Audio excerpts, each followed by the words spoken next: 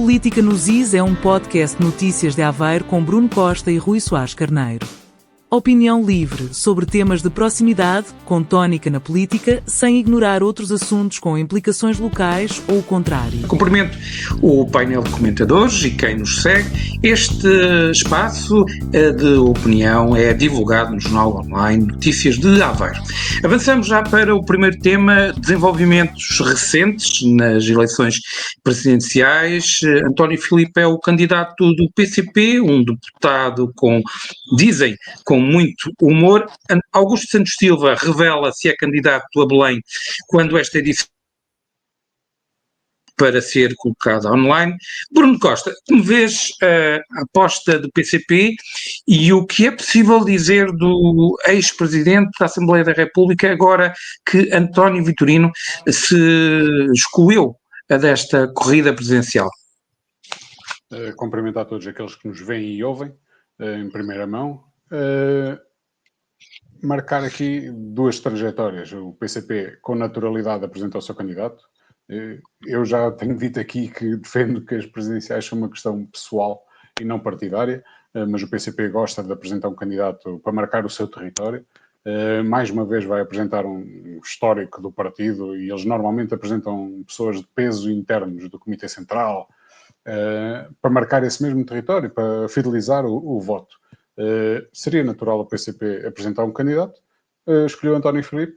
Parece-me que é uma escolha interessante, uma pessoa conhecida do eleitorado, pode talvez alavancar aqui um pouco mais do que o eleitorado natural do PCP, pela figura simpática que transmite. Por isso é natural para ir a uma primeira volta e depois numa segunda volta, se ela houver, já não conta para o jogo, é a minha perspectiva. E depois o PCP colar-se-á ao candidato que esteja mais à esquerda dos que sobrarem, com certeza. Em termos de Santos Silva, com naturalidade ele pondera, porque sempre foi transmitindo, já quando era Presidente da Assembleia da República, que teria essa vontade. Ou pelo menos foi-me sempre parecendo que ele teria essa vontade.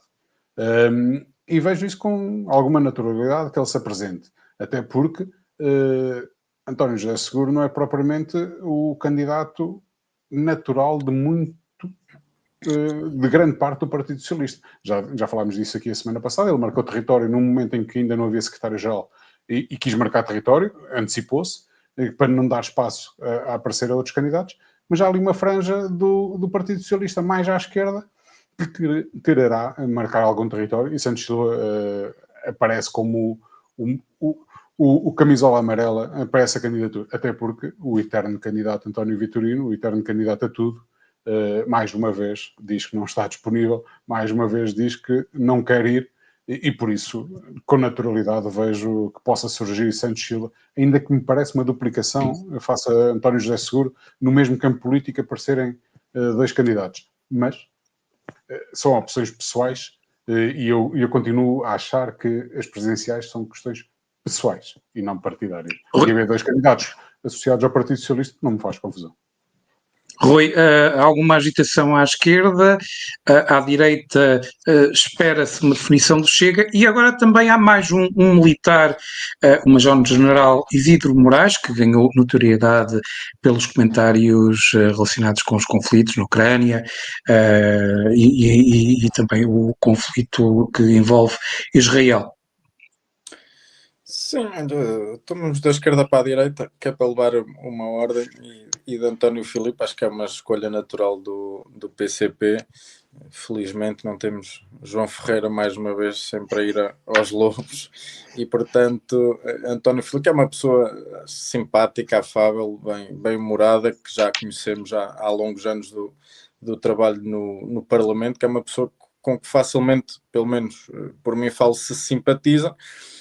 Mas pronto, depois tem as ideias comunistas que me afastam dele, mas é um bocadinho aquilo que o Bruno disse, é uma pessoa do núcleo duro da liderança do PCP, um próprio histórico dentro do partido, uma pessoa que as pessoas conhecem, que tem notoriedade e portanto uma escolha natural, embora me pareça que lá está mais uma vez já o PCP a marcar o seu território e pouco daí sairá de diferente nesta disputa eleitoral.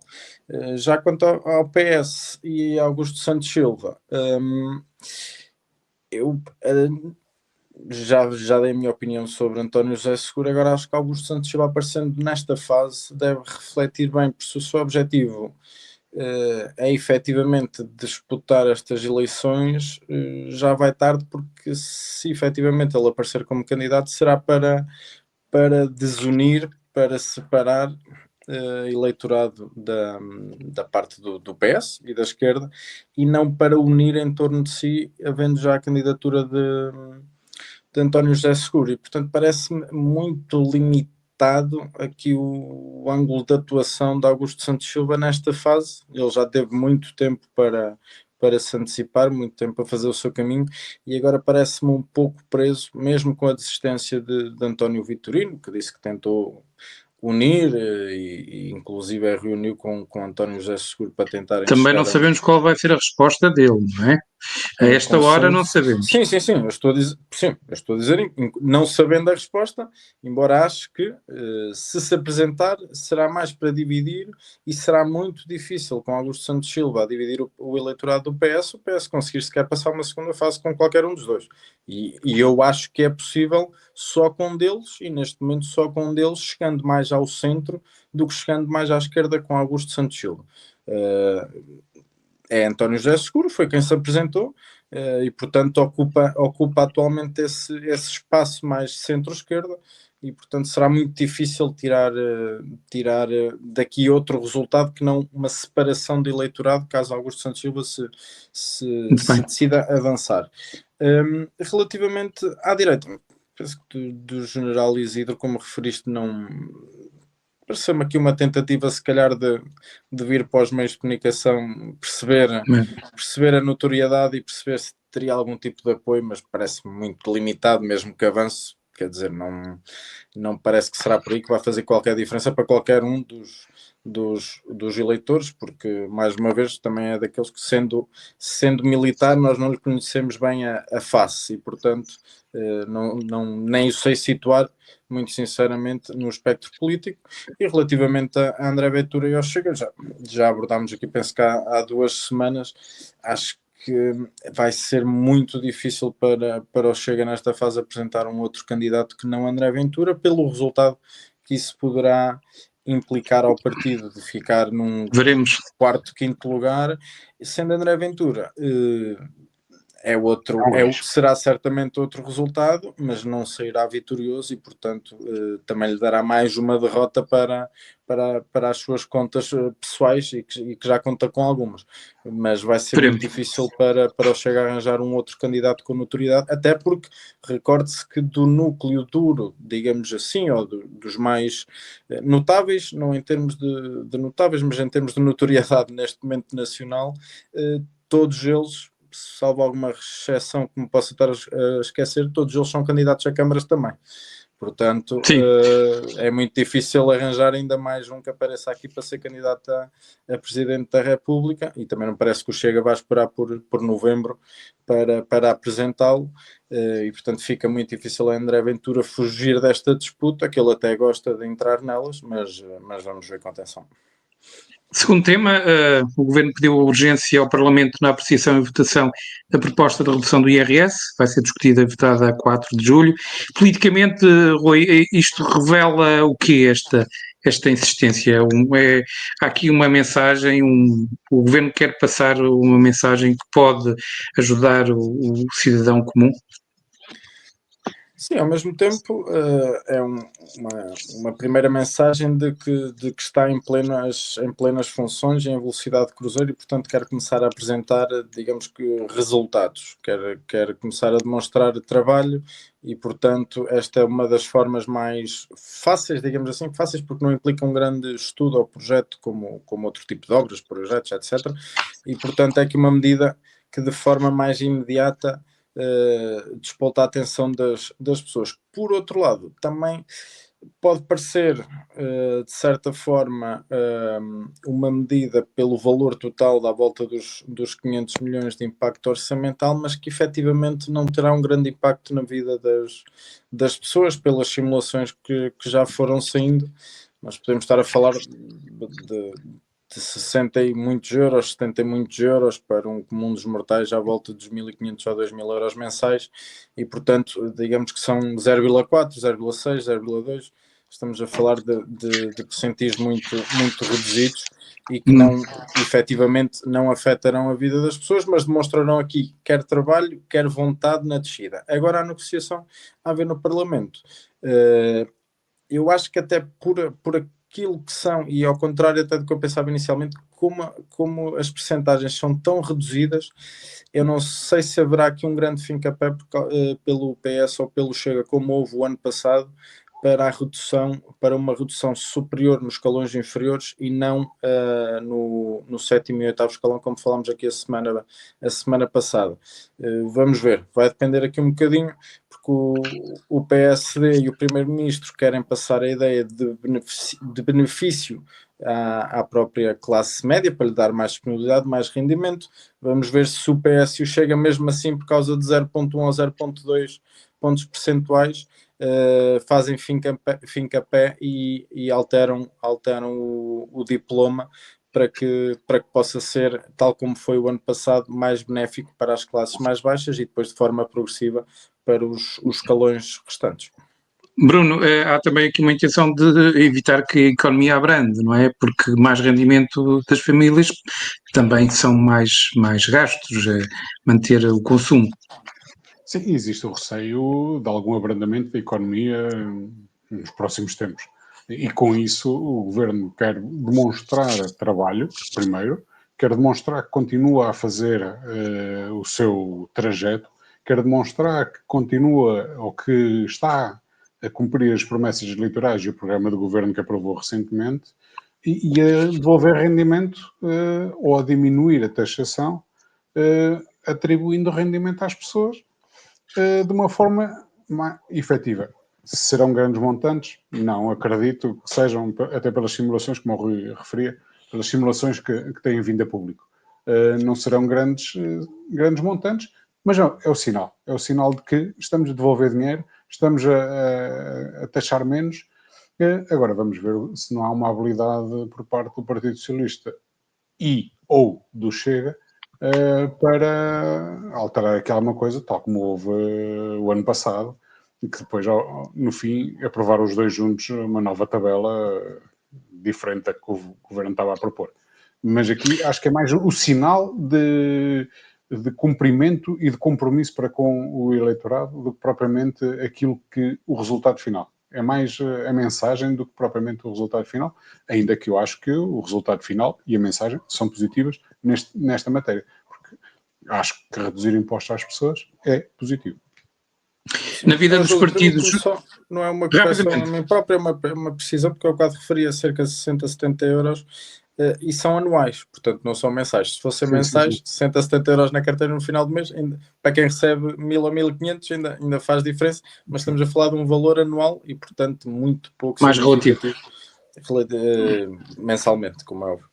Na vida dos partidos, José Luís Carneiro foi sufragado por larguíssima maioria como secretário-geral do PS, começou o ataque, acusando a direita de estar concentrada em matérias que não são as que preocupam as pessoas. Bruno, este novo secretário-geral, o deputado José Luís Carneiro, também quer conseguir entrar com o pé direito, por assim dizer, com um bom resultado autárquico, tem uma tarefa difícil, atendendo à última eleição em que o partido esteve envolvido. Aqui duas matérias. Primeiro, ele é eleito por larguíssima maioria naturalmente, é candidato único. Mal era que o Partido Socialista não se unisse perante o candidato único para dar uma ideia de unidade para fora. Mal era que fosse o contrário. Segunda matéria, ele diz que o governo não está preocupado com aquilo que afeta as pessoas. Eu acho que atribuir rendimento e diminuir impostos diretos é uma questão que afeta diretamente as pessoas. A imigração nesta campanha e nestas eleições foram um tema das pessoas e em que o governo está a atuar, e tem sido notícia quase todos os dias esta questão da imigração, por isso o governo está preocupado com as pessoas e está a atuar no sentido das pessoas e das suas preocupações. O Partido Socialista teve um mau resultado, nas últimas legislativas, mas é o partido com maior número de autarquias neste momento. É o líder da Associação Nacional de Municípios. Naturalmente, ele terá maior facilidade em ter um bom resultado do que qualquer outro partido, porque já está na frente, como diz o outro. E quem é que vai à frente, alumia sempre duas vezes. Por isso, ele tem é que conseguir manter o ritmo das autárquicas de há 4 e de há 8 anos em que venceu a nível nacional. Agora, estranhamente, e daquilo que li na comunicação social, os partidos estão mais indicados para 12 de outubro, ainda que o Partido Socialista queira o final de setembro. Não percebi o raciocínio reconheço, mas o Rui poderá explicar qual é o raciocínio, por conhecer melhor o Partido Socialista internamente. Não percebi o raciocínio de José Luís Carneiro preferir o início de setembro, quando foi eleito agora, e querer as eleições mais cedo do que os outros. Não percebi porquê, mas far-se à luz a breve prazo para percebermos melhor essa dinâmica. Mas acho que o Partido perguntamos já ao Rui se ele tem alguma informação adicional.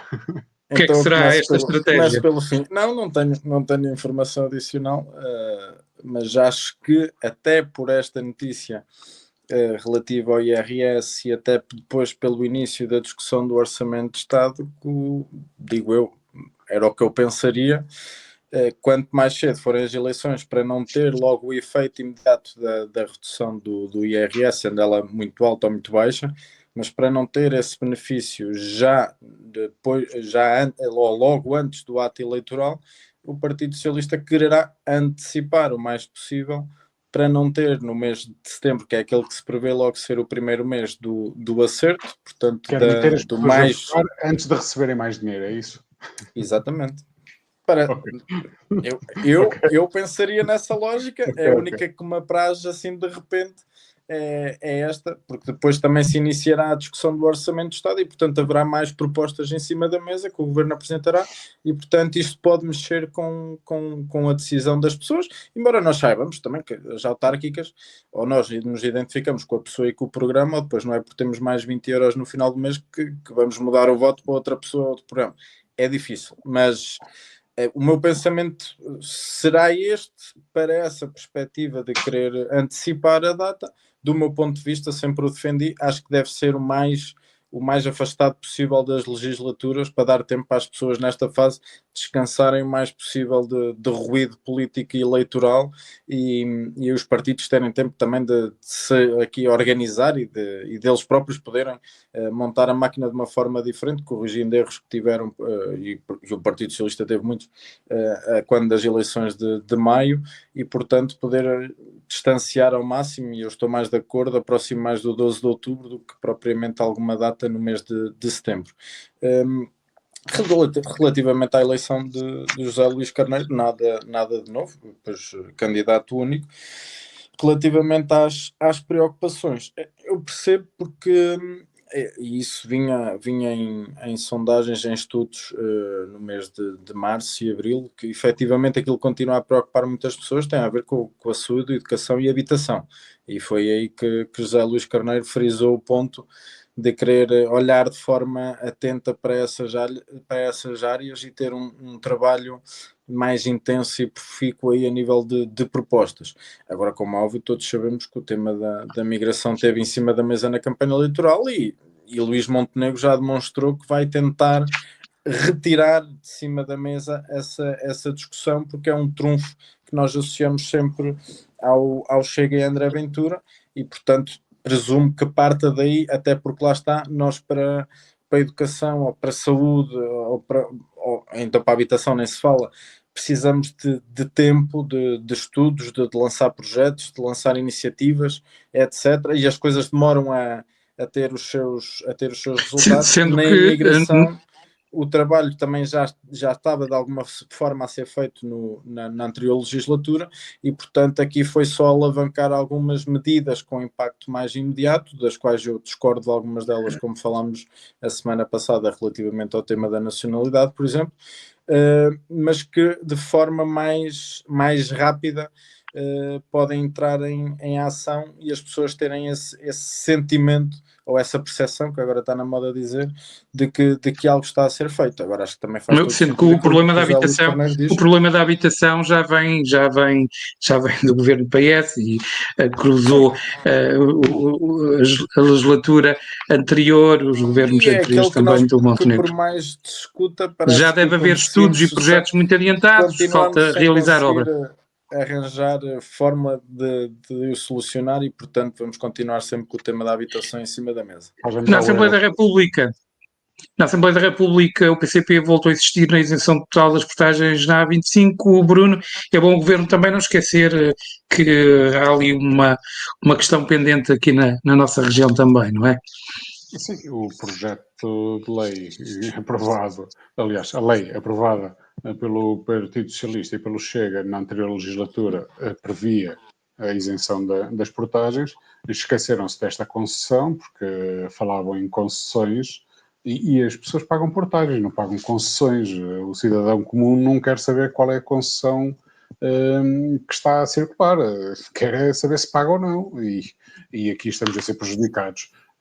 Retomando esse assunto, que supostamente estaria, antes de interromper a legislatura, com o Primeiro-Ministro, isto agora ficou aqui um bocadinho na zona de ninguém, e o PCP, e bem, em prol de Aveiro e da região, pelos vistos está disposto a pegar nele e a ir para a frente com ele, e eu saúdo a iniciativa, porque é efetivamente em prol da cidade, em prol da região, em prol dos municípios desta zona, que estão a ser injustiçados, que têm aqui 3 pórticos que pagam e os restantes... Rui, subscreves? Claro. Penso eu, não é? E parabenizo o PCP. Tenho pena que não tenha sido nenhum dos deputados do município de Aveiro a avançar, mas também percebo, porque estão em partidos maiores e as agendas nem sempre permitem, porque isto há timings, digamos, pelos partidos que dão prioridade a certos diplomas. Não sei se foi o caso ou não, mas qualquer das formas... O PCP tem feito disto uma bandeira das estruturas de Viseu, da Guarda, Aveiro, mas sobretudo do interior. Na Assembleia da República...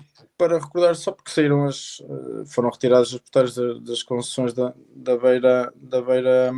Beira Alta e Litoral e, portanto, ficou esta da Foz de Prata. Eu acho que não é um assunto do Governo, acho que vai ser um assunto da Assembleia, até porque isso não estava no programa do Governo, nem do programa da AD, e, portanto, acho que vai seguir mais ou menos a mesma fórmula que vimos no ano passado. Provavelmente, não sei se com o mesmo sentido de voto da parte do PSD ou não, que teve o ano passado. Agora espero que tenha o sentido de voto das restantes bancadas para conseguir aprovar, tal como se conseguiu aprovar para as outras que há pouco referi. O argumento para a demora do tratamento aqui destes 3 pórticos, a dado momento, era que existiam mais situações semelhantes pelo país e estariam todas a ser tratadas... Sim, um argumento já antigo também, não é? Sim. E eu também já referi aqui e repetido. Que achava que o ministro Pinto Luz era capaz o suficiente de o tratar e não havia necessidade de recorrer ao Primeiro-Ministro. É como os megas processos judiciais. Junta muita ainda pela Assembleia da República, Filipe Neto Brandão, deputado eleito por Aveiro, já há alguns anos na Assembleia da República, pelo PS, vai presidir a Comissão Parlamentar de Saúde. Pode ser útil para Aveiro, Bruno? Eu acho, ainda que... é um parlamentar experiente, ainda que não ache que seja o maior especialista em saúde. Mas isso é uma opinião minha, de quem está de fora. Agora... Nem será a função de presidir, quem presida uma comissão parlamentar, defender causas mais particulares, não é? Até por isso é que eu comecei, porque é um parlamentar experiente e, conhecendo bem a cidade, porque é um aveirense, poderá, a dado momento, poder interceder aqui pelo avanço e pela execução do alargamento do nosso hospital, não pela construção do novo, como alguns continuam a falar em algumas entrevistas, mas pelo alargamento do nosso hospital, que tanto queremos e tanto desejamos e que é uma necessidade efetiva, e Filipe Neto Brandão acho que pode dar aí também uma ajuda nessa matéria. Mais um a ajudar. Até por ser um município já tinha essa responsabilidade, agora mais. Rui, é um dos temas principais da governação. A saúde continua quentíssimo, num verão quente. A saúde, Filipe Neto Brandão vai ter aqui uma missão espinhosa, porque os debates vão ser intensos ao nível da Comissão Parlamentar. Sim, acho que vai ser até um bocadinho na sequência que ele sempre, salvo seja, tem estado nos últimos anos numa comissão importante, que é a de Orçamento e Finanças, e portanto vai ser aqui mais uma vez uma comissão que vai estar com o foco da comunicação social e dos portugueses em cima, nem que seja por aquilo que tem acontecido a todos os níveis de INEMs, de urgências, do nível da questão das consultas, da questão dos médicos de família, da questão de agora da nova tipologia de centros de saúde com parcerias público-privadas, e portanto aqui uma panóplia de temas, e que se prevê que a Comissão de Saúde vai ter aqui uma grande atividade no dia em que ficamos a saber que a própria Ministra da Saúde se responsabiliza pela morte de alguém, dizendo que vai trabalhar melhor do que aquilo que trabalhou e não assumindo consequências políticas disso. Portanto, vai ser aqui um tema importante, e tal como o frisou, e eu disse só há bocado, José Luís Carneiro não irá alargar dentro daquilo que são as suas competências e possibilidades, e portanto vamos ver muito debate nesta comissão. Relativamente ao hospital, aqui eu não vejo grande influência, digamos assim, que possa ter Filipe Neto Brandão, esperando para já que avance a fase de projeto, essencial para que depois possa haver obra, e portanto um passo de cada vez, e vamos com o projeto para a frente para ver depois mais tarde quando é que e como é que a nível financeiro podemos concretizar a obra em si. Curiosamente, decorreu o Congresso da região de Aveiro esta semana.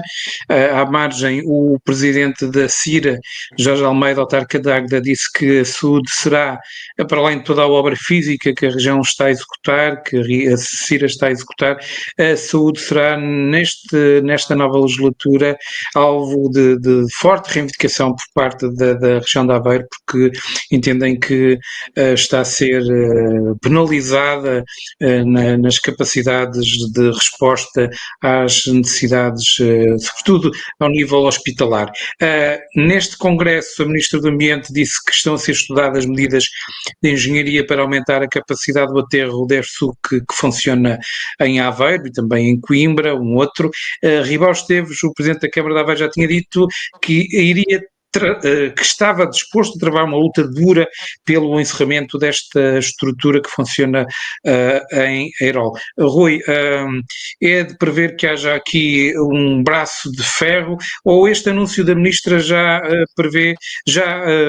faz antever que a autarquia terá que aceitar mais tempo de vida de um aterro que já está a esgotar-se? E que serve toda a região.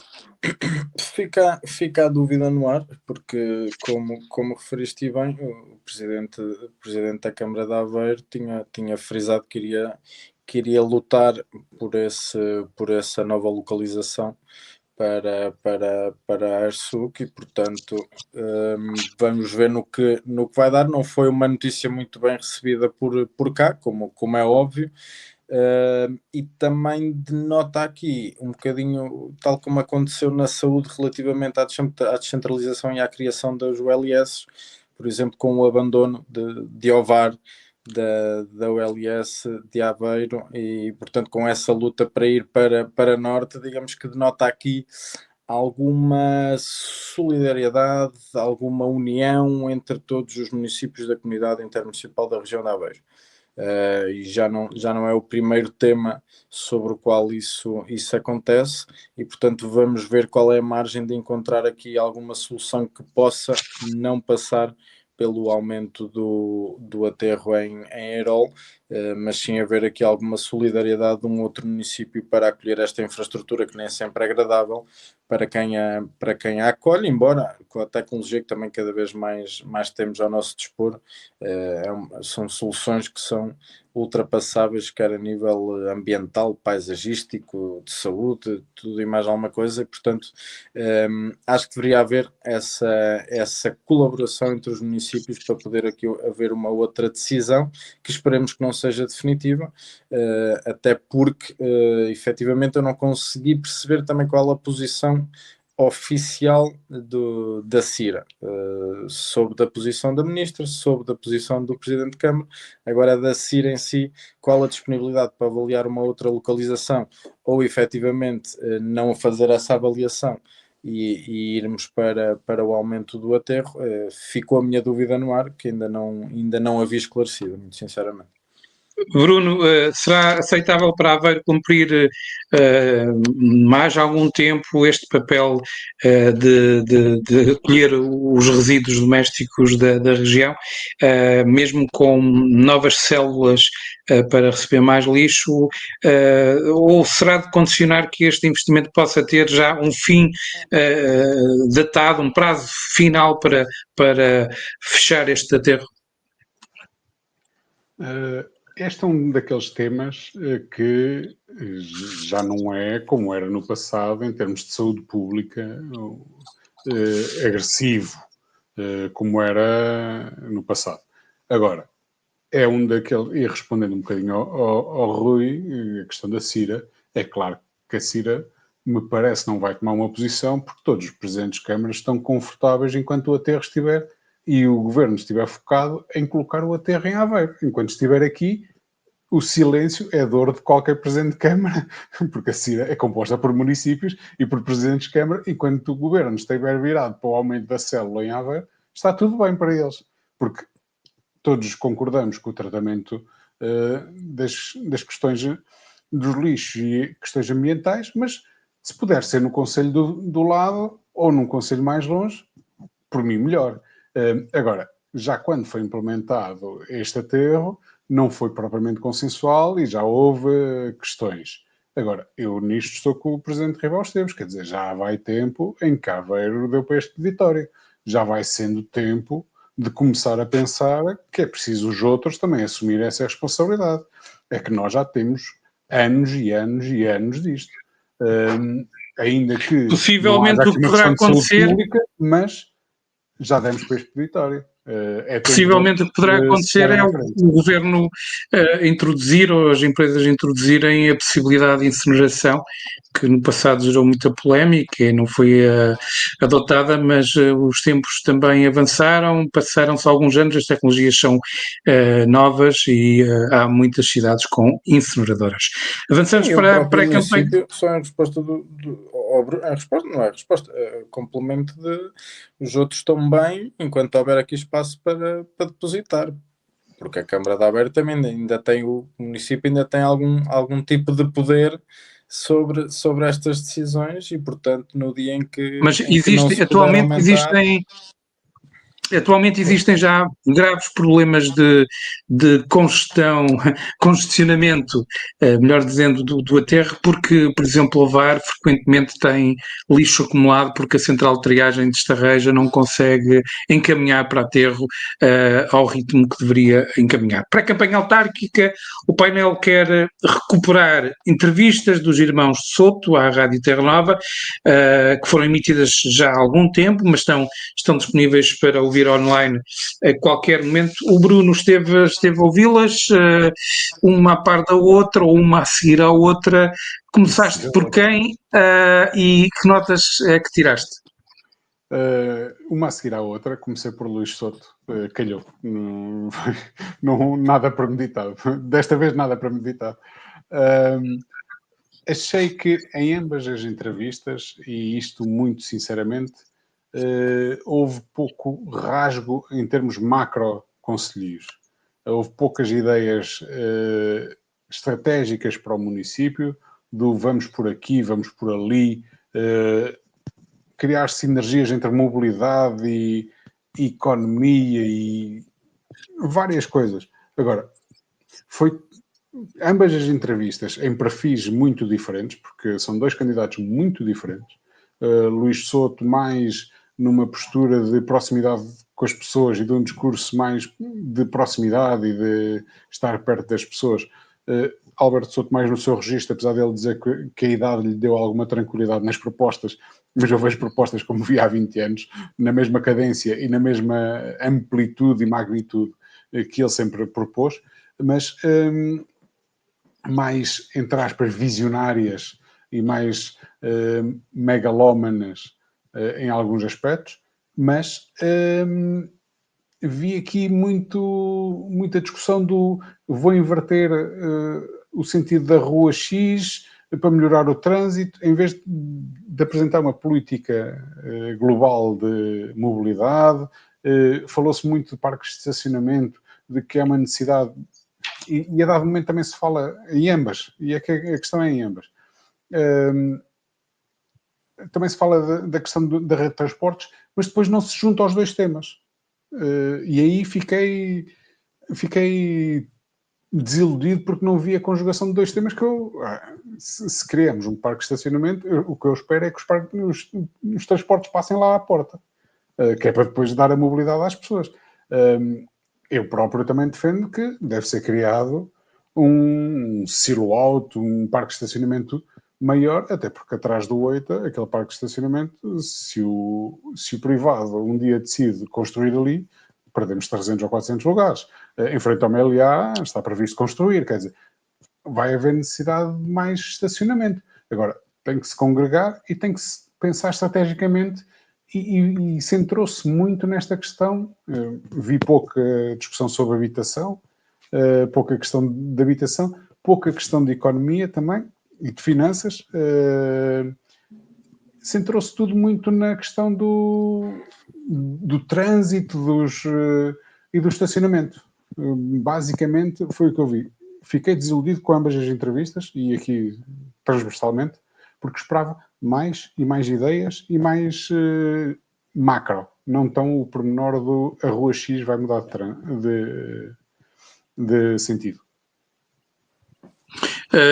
Rui, temos aqui um candidato que é da Aliança Mais Aveiro, mais reservado, enfim, nas propostas, nos compromissos, porque não tem sido necessariamente isso que temos visto na campanha que vai fazendo, e temos do outro lado o Alberto Souto a gerar uma dinâmica de discussão e de propostas que é um ritmo muito acelerado.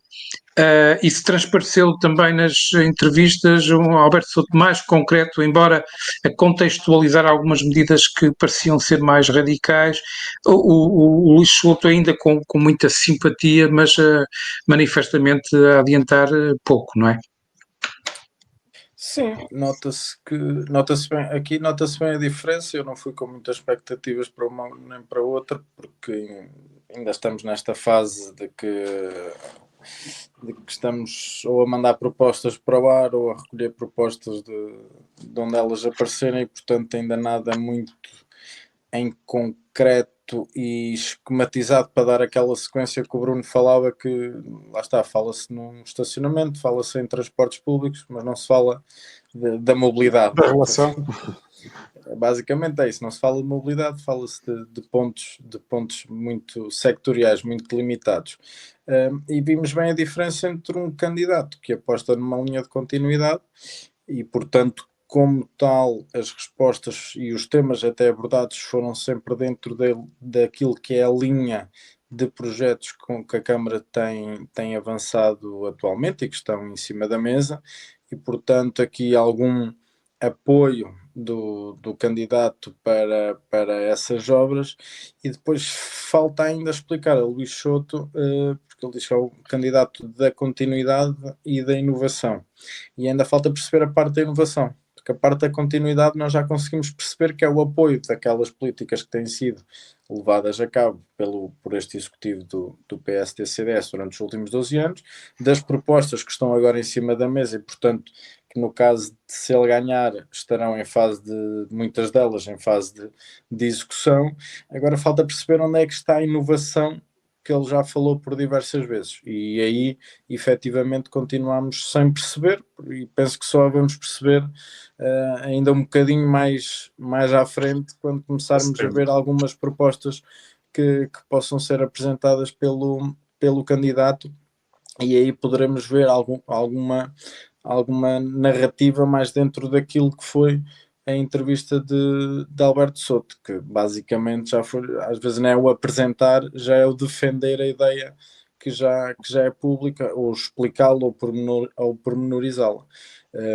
Qual é a questão sempre? É que falamos de uma avalanche de propostas, e muitas delas com um pormenor, mas que depois acabam sempre na questão do temos que analisar e do temos que ver os custos para ver a execuibilidade Mas isso é normal. de uma ou de outra, e portanto sim, mas no final acabamos sempre por ficar um bocadinho como tem acontecido com as propostas, que é sem saber se vai para o papel, ou se não vai para o papel, ou se não sai do papel, e portanto falta ainda concretizar também essa parte, que se vai efetivar, como é normal depois num programa eleitoral, com medidas concretas. Agora, nitidamente foi uma entrevista mais de ruptura com aquilo que existe atualmente, também não poderia ser de outra forma, sendo um candidato da oposição, no caso ao atual executivo, mas que quer uma, quer outra, penso que não trouxe, aliás, acho que passaram muito despercebidas de toda a gente, quer dentro, quer fora da bolha política, porque não trouxeram grandes novidades, grandes notícias à campanha, nenhuma surpresa, e portanto daí também a minha expectativa não era muito alta, e assim se manteve até ao fim. O Luís Souto tem estado presente, enfim, nas iniciativas normais de pré-campanha, de proximidade, mas também aproveita muito os eventos camarários, inaugurações, presenças de governantes. No fundo, está a tentar ganhar um ritmo presidencial. Será isso, Bruno? Ele é presidente da Assembleia Municipal, com naturalidade estará inerente neste tipo de eventos do município, quer fosse candidato, quer não fosse. Naturalmente estaria presente. Aproveita e vai, entre aspas, treinando estes protocolos e estas matérias, e aproveita para... Mas depois tem o outro lado, que é a festa popular, a festa, e junho é profícuo no município em termos de festas populares, e aproveitou muitas delas para estar presente junto daquilo que é o eleitorado, e para absorver ideias, para absorver dinâmicas, para constituir um programa político que há de ser lançado. Esperemos que... Eu já arrisco o início de setembro. Não vejo que possa ser mais cedo. Rui, não podemos deixar de aproveitar este bocadinho muito rápido antes de fazermos só um apontamento em relação ao PCP, que prepara um debate sobre cultura, a questão, a polémica em torno dos músicos de rua. Rui, foste visado hoje explicitamente por Alberto Souto, esta polémica no PS. O Alberto Souto subscreve o pedido de retirada da confiança política. Tens alguma coisa mais a dizer em relação à tua defesa ou não? Não, já disse o que tinha a dizer sobre o assunto, já escrevi, já falei, portanto não vale a pena estar a chover no molhado, cada um com a sua posição, seremos felizes na mesma, e portanto tudo a rodar como de costume, e nada mais a acrescentar. Já prestei declarações também sobre essa última comunicação, e portanto seguimos. Bruno, o PCP, como disse há pouco, prepara uma ação sobre a polémica em torno dos músicos de rua em Aveiro, que há um regulamento, há muita atenção policial, e há um Presidente de Câmara que diz que não vai, afinal, alterar este regulamento. Portanto, neste mandato há esta necessidade de manter este excesso de zelo em relação aos músicos de rua, que são muito comuns, ou é só uma birra presidencial? Eu alargo um bocadinho aos artistas de rua. Eu acho que deve haver regulamentação e regulação. Artistas de rua era o que eu queria dizer.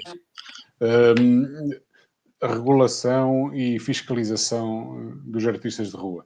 Porque há artistas de rua e há artistas que já não são de rua, mas que começaram na rua, que são efetivamente de altíssima qualidade. Agora, também há coisas que não podemos chamar-lhe artistas e são outras coisas que não vou aqui entrar em grandes pormenores e que são o que são, não é? E nessa matéria, acho que o haver regulação e o haver autorização para poder atuar na rua, o poder e autorização por parte da autarquia, acho que é positivo, acho que é fundamental. Agora, não pode ser como se quer. E eu nessa matéria corroboro aquilo que o Presidente da Câmara já tem vindo a transmitir, que é, não pode ser como se quer. Tem que haver regulamentação, tem que haver regulação. Rui, a questão de recibos da Segurança Social, de declarações das finanças, para artistas de rua estas formalidades são um bocadinho anormais. Sim, assim, nós temos outros exemplos no país e não me parece que esses artistas de rua nos outros municípios tenham esse tipo de documentação. Faz lembrar um bocadinho dos arremadores de carros, não é? Que... Houve outra... Exatamente, sim, quer dizer, nós agora não vamos dar €1 ou 2 ou 20 a um artista de rua e pedir-lhe um recibo.